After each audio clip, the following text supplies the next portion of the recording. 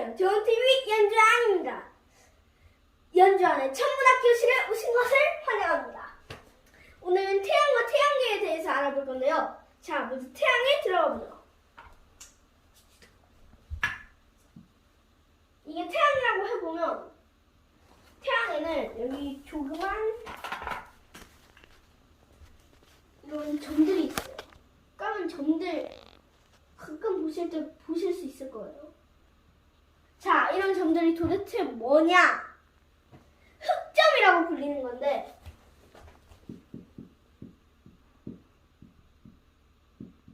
흑점은 태양의 표면이 약 섭씨 6,000도거든요. 엄청나게 뜨겁죠. 지금 상상하기도 힘든 온도예요. 그런데 지금 여기 흑점의 온도는 한 4,000 4,000도에서 한 3,000도밖에 안 돼요. 그래가지고 흑점은 좀 이 태양의 표면보다 좀 덜 뜨거워요. 그 다음에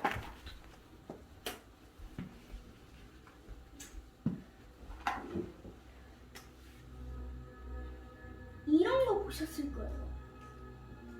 불기둥 같죠? 이게 태양에서 일어나는 홍염입니다. 홍염은 태양에서 불길이 확 솟아나는 건데 태양의 중력을 이기지 못하고 다시 돌아옵니다. 하지만 이때 태양의 중력 때문에 이 원 기둥 모양으로 나타나는 것인데요. 근데 이 홍염에 비슷한 것이 하나 더 있습니다. 바로 플레어죠. 플레어는 화산처럼 아무 때나 폭발하고 아무 때나 가라앉아요. 이 플레어도 홍염과 마찬가지로 확 솟아오르는 불길인데 이 플레어는 태양의 중력을 이기고 지구로 오는 거예요. 지구가 여기 있으면 이렇게 홍염이 오는 건데요. 다행히 지구에게는 보이지 않는 방어막이 있어요. 그게 바로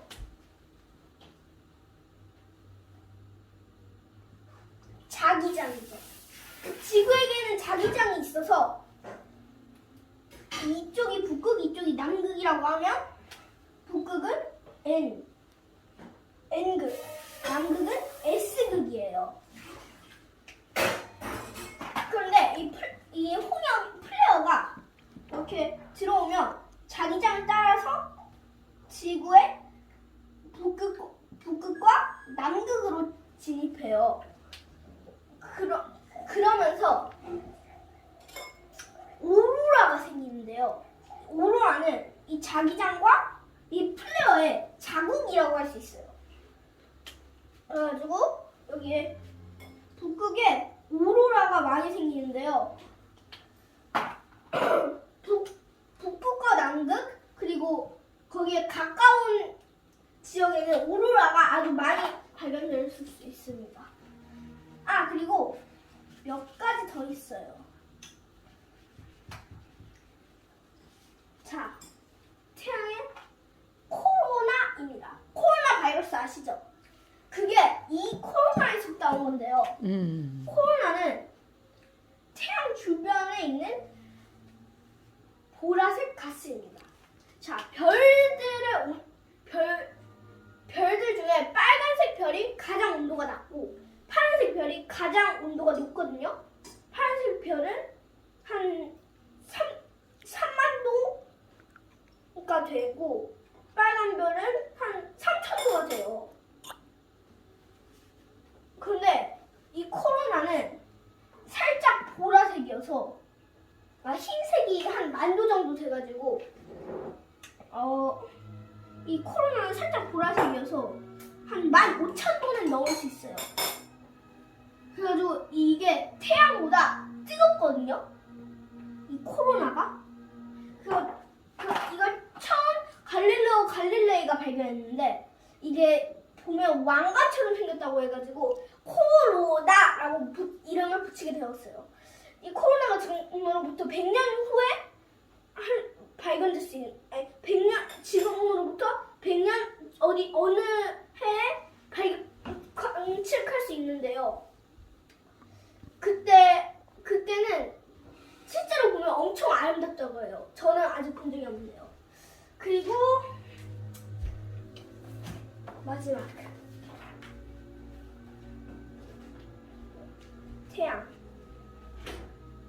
태양에 그게 있습니다. 태양을 같이 관측하셨다면 이런 걸 발견할 수 있을 거예요. 태양에 특히 흑점 사이에 많이 있는, 흑점 주변에 많이 있는 이렇게 쌀알무늬 같은 거. 이런 걸 바로 태양의 쌀알무늬라고 하는데 이거에 대해서는 전 좀 더 조사를 해봐야 될 것 같아요. 그리고 또 광구가 있습니다. 광구는 우리 눈으로 태양을 우리 눈으로 볼 수 있는 데까지 그거를 광구라고 하는데요. 광구에 아까 말했듯이 이 호면, 플레어, 흑점 이런 게 아주 많습니다. 하지만 플레어는 순식간에 사라지기 때문에 관측하기가 아주 어려워요. 자, 그러면 이제 태양을 벗어나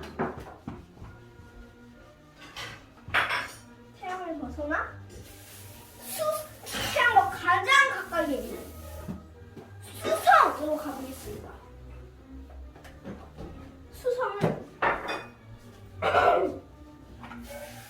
대충 한 이렇게 생겼어요.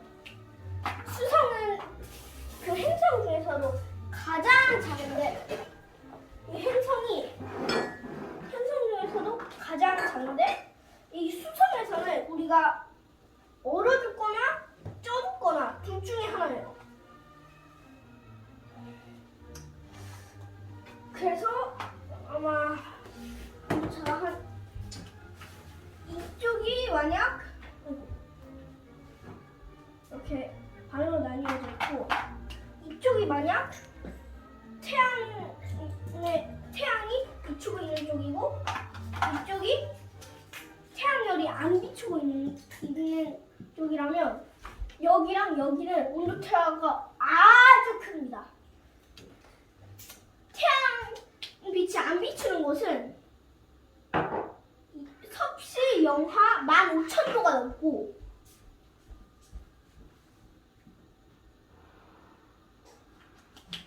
이쪽은 15,000 진짜 상상할 수 없는 그런 온도예요. 자, 그러면 바로 다음 행성인 금성으로 가보겠습니다. 금성은 태양의 온 행성들 중에서 가장 뜨거운 행성인데요.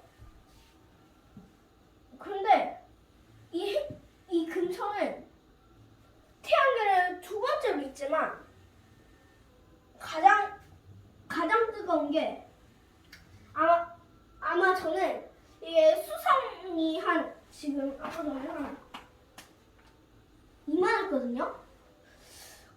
그런데 수성이 거의 5배는 되니까 더 열을 많이 받아들여서 더 뜨거운 게 아닐까라고 추측합니다. 자, 그러면 수성을 잠깐 저리 가고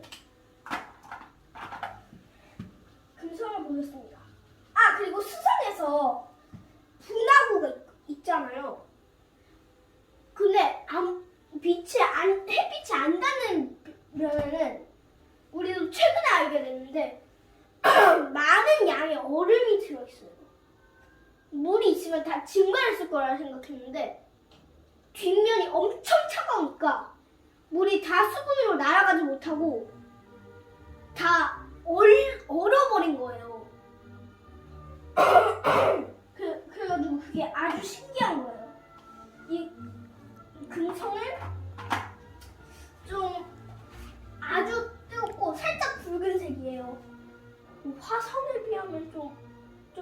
이게 하여튼 그리고 이 금성에도 분화구가 있는데 이 분화구에서도 예전에 용암이 흘러나왔을 거라고 예상을 하고 있어요. 그리고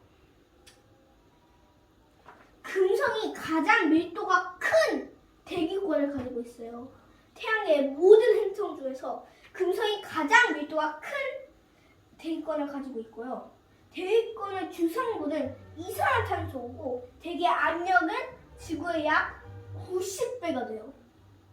그래서 지구에 우주 쓰레기나 운석이 떨어지면